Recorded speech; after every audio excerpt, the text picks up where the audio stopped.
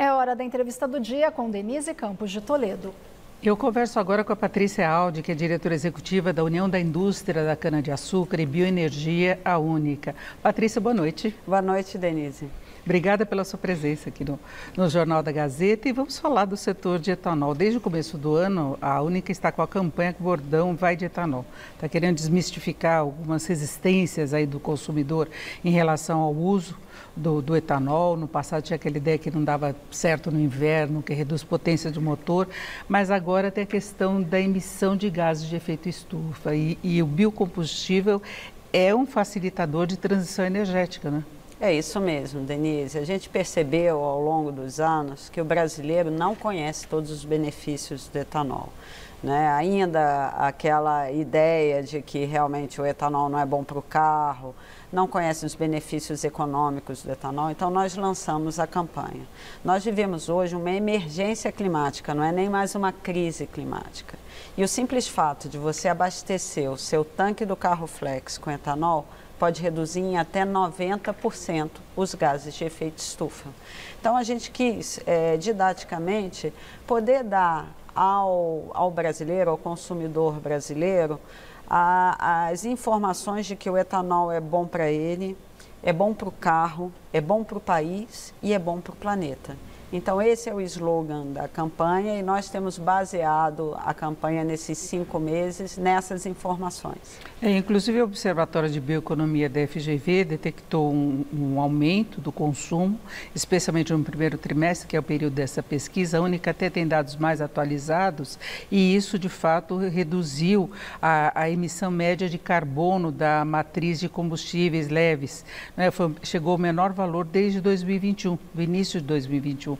Então, são dados mesmo pela FGV também, não é? Isso, e assim, é importante quando nós vemos os efeitos dessa mudança climática, sentimos principalmente como país, eu acho que nós todos temos que fazer uma chamada interna e perguntar qual é o meu papel nisso, de que forma eu posso contribuir, né? Os 20 anos do uso do carro flex fizeram com que o Brasil deixasse de emitir 660 milhões de toneladas de gás carbônico na atmosfera. É difícil, né, a gente mensurar isso. É o equivalente a gente plantar 5 bilhões de árvores nativas em 20 anos pelo simples uso do carro flex. Mais que isso, os brasileiros, por terem feito a opção por etanol, economizaram ao longo desses 20 anos 110 bilhões de reais. O Brasil é um dos únicos países do mundo que paga menos para descarbonizar. Então, nós entendemos que os brasileiros não conheciam todos esses benefícios e principalmente para o carro. Também, quando nós falamos que o etanol é mais potente, é um combustível mais limpo, porque vem de origem vegetal, muitos brasileiros desconheciam. Então, didaticamente, tentando fazer com que seja de uma maneira muito simples, nós tentamos transmitir essas informações para que o consumidor escolha, tenha o poder de escolha na hora de estar no posto de combustível, mas que faça a melhor escolha, a mais sustentável. Agora a escolha também vem muito, né, quando a gente vê no dia a dia, da questão do diferencial de preço e do quanto que tem de consumo dos dois combustíveis, né? Porque há um consumo maior de álcool nos veículos e tem aquele diferencial de preço exatamente por isso. Mas aí tem a contradição do governo em vários momentos, não só do atual governo, que também tem essa discussão sobre o preço da gasolina, mas de governos anteriores. É uma coisa que incomoda, que pesa na inflação e já tivemos vários momentos de estímulo tributário ao consumo da gasolina, apesar de ir na contramão da transição energética. Agora a gente vê o governo, por exemplo, empenhado em aumentar a produção de petróleo, exploração da margem equatorial, não é? Então ainda não tem essa conscientização da necessidade de acelerar essa transição, não é? Olha, o Congresso, ele aprovou há cerca de 2 anos atrás uma PEC que prevê a diferenciação tributária entre os biocombustíveis e a gasolina. Só que essa tributação, ela se dá nos estados. Nós acreditamos que com essa reforma tributária, isso se torne igual para todos os estados e essa diferenciação apareça mais nos preços. Independente disso, o governo, ultimamente, nos 2 últimos anos, deu sinais muito importantes, Denise. Primeiro, mandou para o Congresso e foi aprovado o projeto do Mover. Mover, o que é? É um estímulo à indústria automotiva, mas diferentemente dos demais programas de estímulo, ele beneficia aqueles carros que forem menos poluentes. Veja o que aconteceu, a indústria anunciou nos últimos meses investimentos na ordem de 120 bilhões de reais. Por quê? Exatamente porque foi dado um direcionamento com relação à indústria. Outro projeto muito importante que o governo mandou para o Congresso foi o PL do combustível do futuro, que realmente faz com que as emissões possam ser contadas. E, de verdade, o biocombustível aparece, nesse caso, como uma das rotas tecnológicas melhores com relação a evitar a poluição, ser menos poluente e menos agressivo ao meio ambiente.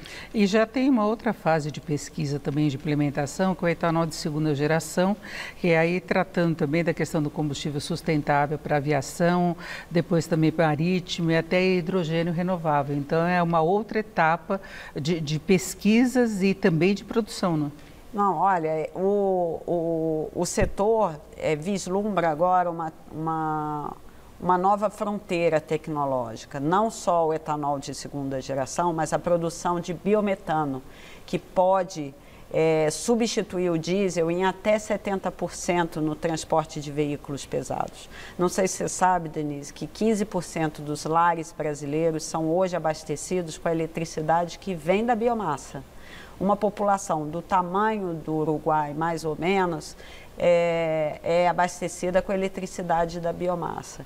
Então, a cana-de-açúcar e o milho agora, com 20% da produção de etanol, eles produzem açúcar da cana, o etanol, a energia, o biometano e o etanol de segunda geração e o combustível sustentável de aviação está sendo estudado a partir do etanol e o combustível marítimo também. Que também são fontes de emissão de gases de efeito estufa, né? Muito, até mais que o transporte terrestre, e o setor de aviação e o setor marítimo também assumiram compromissos de descarbonização.